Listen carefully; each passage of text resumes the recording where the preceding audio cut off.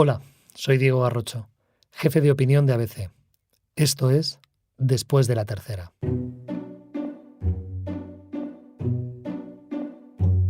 Bianca Toillier nació en Bayona, Francia. Es profesora titular de Teoría de la Educación en el Departamento de Pedagogía en la Facultad de Formación de Profesorado y Educación de la Universidad Autónoma de Madrid. Completó su formación en el Instituto de Educación de la Universidad de Londres y fue investigadora visitante en Pennsylvania State University. Su actividad investigadora abarca el estudio de la filosofía y la teoría de la educación, el análisis de políticas educativas y el desarrollo profesional docente. Ante los catastróficos resultados de España en el informe PISA y tras el último mensaje del Gobierno en el que se anunció una nueva inversión en educación, esta profesora publicó ayer una tribuna en la que no se guardó nada y en la que confrontó con rotundidad muchos de los errores que venimos cometiendo en materia educativa. Hoy viene a Después de la Tercera, Bianca Toillier. Profesora Toillier, bienvenida a ABC. Muchas gracias. En la tercera que publicamos ayer, escribiste frases muy contundentes, como por ejemplo, que la educación española se desarrolla en medio de una gran estafa piramidal. Uh-huh. ¿Qué quieres decir con eso? Pues que de alguna forma se está trasladando una imagen, ¿no? Se está vendiendo una especie de producto, ¿no? La educación, nuestros alumnos mejoran, todo el mundo aprueba, nuestras tasas de promoción mejoran. Pero realmente cuando pasa una prueba del algodón, como puede ser una evaluación externa como es la de PISA o en realidad cualquier otra que se hiciese, pues no se ve que no hay una verdadera, un verdadero esfuerzo, no se traduce todos esos esfuerzos y todas esas cosas que se nos cuentan de que va muy bien la educación, que van las tasas mejor, que tenemos más graduados que nunca, más gente en FP que nunca. Es cierto, estamos extendiendo los niveles de formación, más gente está en el sistema educativo, que eso en principio está bien, pero no estamos consiguiendo que de media la gente aprenda más. Entonces, estamos incorporando, digamos, más gente al negocio de la educación, pero los rendimientos que debería estar generando no son reales. Por eso necesitamos, ¿no?, ir incorporando a gente al sistema. No sé si tienes la sensación de que con la educación ocurre como con el fútbol, ¿no? Que cada español tiene un seleccionador dentro y con la educación todo el mundo tiene una receta muy clara acerca de qué es lo que habría que hacer. En tu caso, como experta, como profesora titular en teoría de la educación, en teoría e historia de la educación, si tuvieras que subrayar un solo problema estructural, el peor de la educación española, ¿cuál dirías que es? Pues tenemos varios, es difícil elegir uno. Creo que hay en principio, ¿no?, una desconfianza de base del trabajo de los profesores, que eso hace que los profesores estén más enfadados y entonces sea difícil trabajar. Creo que tenemos un problema grave de desigualdad territorial, que realmente la educación lo que está haciendo es, pues, reflejar la España a dos velocidades que tenemos en tantas otras cosas, pues luego tiene su reflejo también en la educación, en las tasas de graduación, en las tasas de idoneidad y, por supuesto, cuando se hacen evaluaciones externas de rendimiento, pues también los niveles medios de rendimiento en unas comunidades autónomas y otras. Se habla mucho de la educación pública, esencialmente como un instrumento para generar igualdad, una igualdad que también está sujeta a matices. Y al hilo de lo que señalas, me sorprende que en demasiadas pocas ocasiones no se aprecia que la transferencia de la educación a las comunidades pudo generar algún daño a esa idea de igualdad. Te pregunto si no sería bueno que las medidas educativas que funcionan, por ejemplo, en Castilla y León, pudieran compartirse en otras regiones de España. Y si no sería mejor recentralizar las líneas maestras de la educación o simplemente asumir que lo que es bueno en Hernani puede ser bueno en Ubrique también. Es complicado porque deshacer todo lo hecho no sé si es factible ni en una legislatura ni en dos. Lo que sí es cierto es que sí que hay unas líneas generales, es decir, el Estado de momento sigue manteniendo pues una prerrogativa importante en la definición de las líneas principales de lo que son los contenidos y de lo que hay que trabajar, para que todo el mundo lo entienda, que no está metido, digamos, en el tema de la educación. Desde el Ministerio, ¿no?, se dan las pautas de que hay que trabajar en el área de ciencias sociales en primaria Y luego lo que en primaria, en todo lo que es la etapa de primaria.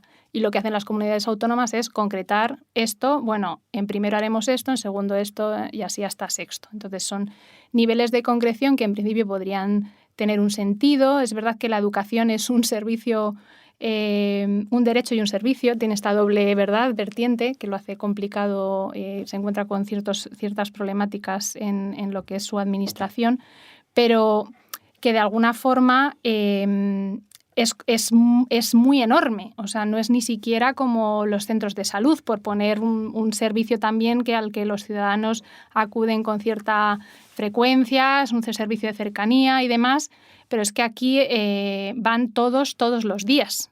Entonces, la amplitud de la red, la amplitud de la cobertura hace muy difícil que desde un ministerio lejano pueda entender lo que necesita el último instituto del último pueblo mediano de Huelva, por poner un ejemplo, ¿no? Entonces, sí que es necesaria un cierto escalamiento de su administración porque la provisión es muy compleja. El Partido Popular hoy ha planteado crear una EBAU unificada en las comunidades autónomas donde gobierna. ¿Qué te parece? Me parece bien, me preocupa el decir, bueno, vamos a hacer solamente esto en las comunidades autónomas donde gobernamos. Me parece una buena idea de inicio tratar de que la evaluación, que en cada comunidad autónoma tiene incluso un nombre diferente, que en realidad permite luego el acceso a cualquier universidad del país, se intente armonizar las evaluaciones.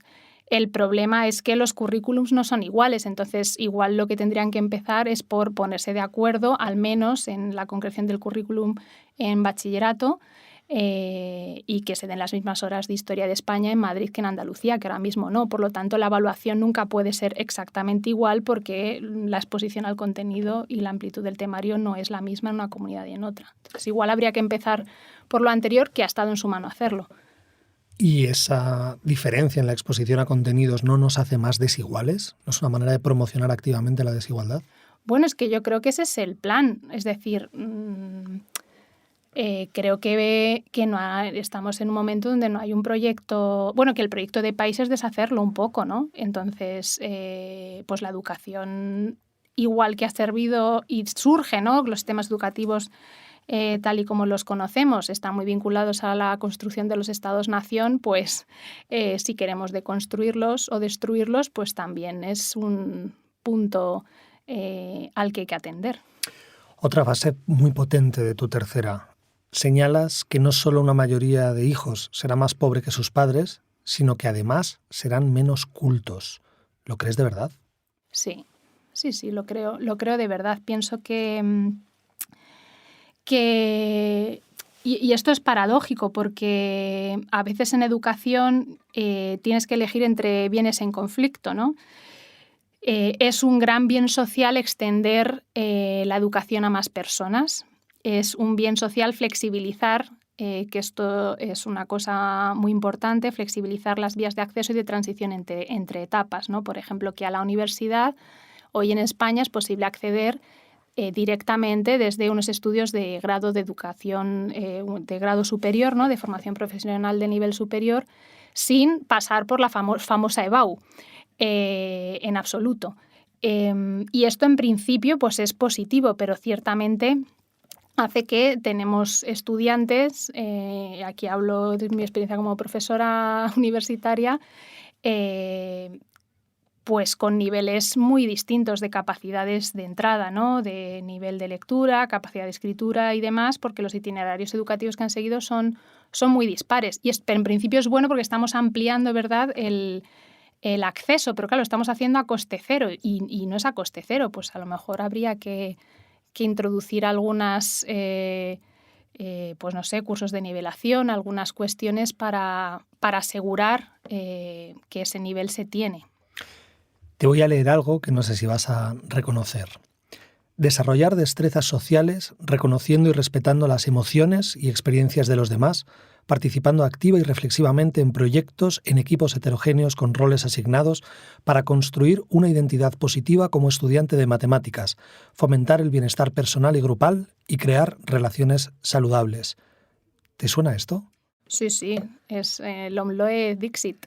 Exacto, es la competencia específica 10 de matemáticas en cuarto de la ESO. Uh-huh. ¿Qué ha hecho posible que esto llegue efectivamente a aparecer en una ley de educación?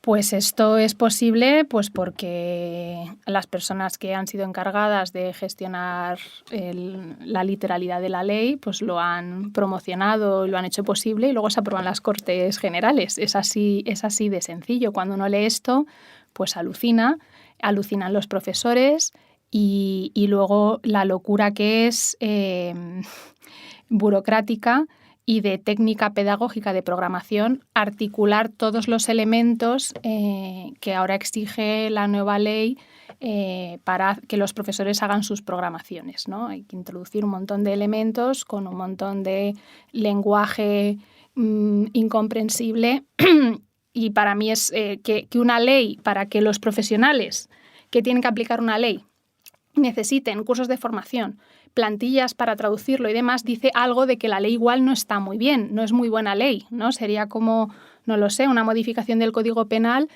que los fiscales son incapaces de entender qué tienen que hacer. Pues si una ley de educación los profesores no entienden lo que tienen que hacer, pues yo no creo que el problema lo tengan los profesores, creo que el problema lo tiene la ley. Tuvimos un ministro de Universidades que decía que los conocimientos ya no importan y que no son necesarios porque ya está todo en Internet. ¿Qué opinas?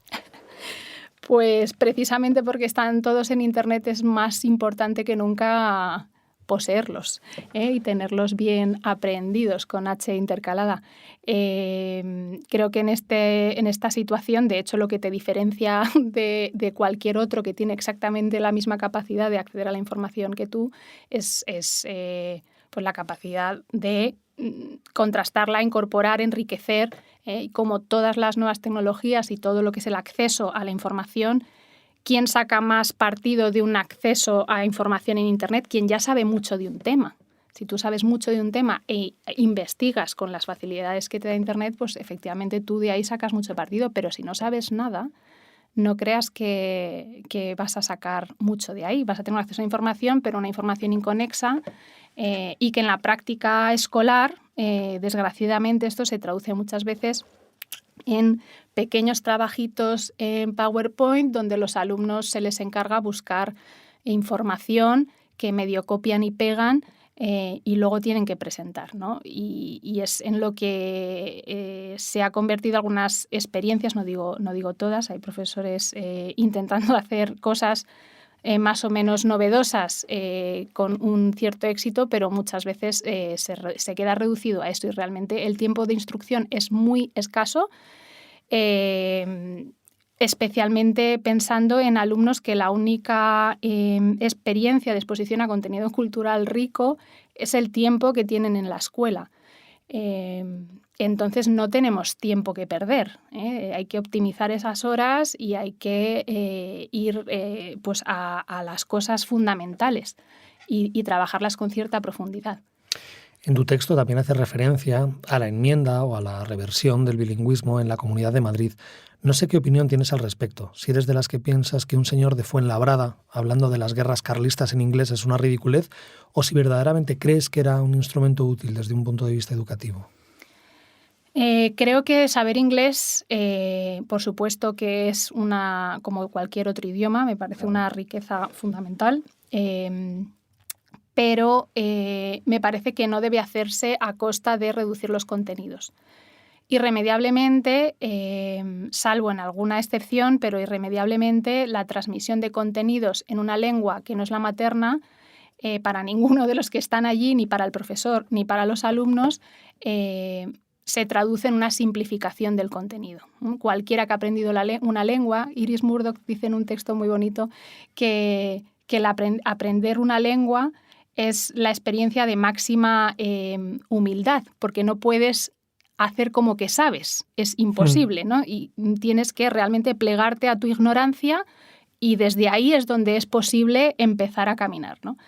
Entonces estamos exigiendo que profesores que no es su lengua de conocimiento transmitan el conocimiento en esa lengua y que alumnos que no hablan esa lengua en su hogar reciban contenido en esa otra lengua, una lengua que les es ajena y, por otro lado, ser educado en la lengua materna es un derecho importante, reconocido por la UNESCO. Entonces, me parece que ampliar las horas de inglés sería fantástico, pero creo que haberlo hecho a costa de reducir contenidos es un error y, además, en casos de alumnos con dificultades de diferente tipo, dificultades de tipo cognitivo, pero también dificultades de tipo social, ¿no? Alumnos que vienen ya de entornos desfavorecidos, que a los padres ya les iba a costar seguramente hacer un seguimiento del trabajo escolar. Si encima les ponemos los libros de texto en inglés, pues le alejamos más a ese alumno del amor a la cultura o la posibilidad de desarrollar un pensamiento científico con una cierta riqueza, ¿no? Y que sean incapaces de nombrar las partes de una planta en español, pero te lo digan en inglés. No, para mí no tiene mucho sentido. Entiendo que en un contexto de buscar dentro de las políticas educativas de la Comunidad de Madrid, buscar, no solo hablamos mucho de Madrid, esto en Cataluña también, igual no tirando del inglés, pero también se ha buscado mucho esta diferenciación de la oferta, diversificación de la oferta, se ha metido esta idea de que la libertad de elección de las familias y entonces favorecer una diferenciación de la oferta en un primer momento pues ha sido un elemento que ha servido para eso, ¿no? La realidad es que luego ya ha dejado de serlo porque todos los colegios han tenido que ir, ¿no?, haciéndose bilingües para, en un contexto de bajada de natalidad, pegarse por que no les cerrasen aulas, ¿no? Entonces, ha creado una situación que creo que no compensa el esfuerzo con lo que se obtiene y el coste que tiene social y también de funcionamiento de los centros. Pero también es un poco, fuerte porque ha sido una inversión muy fuerte económica y política. Entonces también este giro, que desconozco los detalles, pues es sorprendente. Me gustaría que se extendiesen un poco más en las razones que lo motivan. Profesora Toallier, muchísimas gracias por venir a conversar a ABC y muchas gracias también por la tercera que escribiste y que publicamos ayer. Muchas gracias a vosotros. Puedes escuchar Después de la Tercera cada jueves en abc.es, pedírselo a tu altavoz inteligente y también estamos en las principales plataformas de podcast como iVoox o Spotify.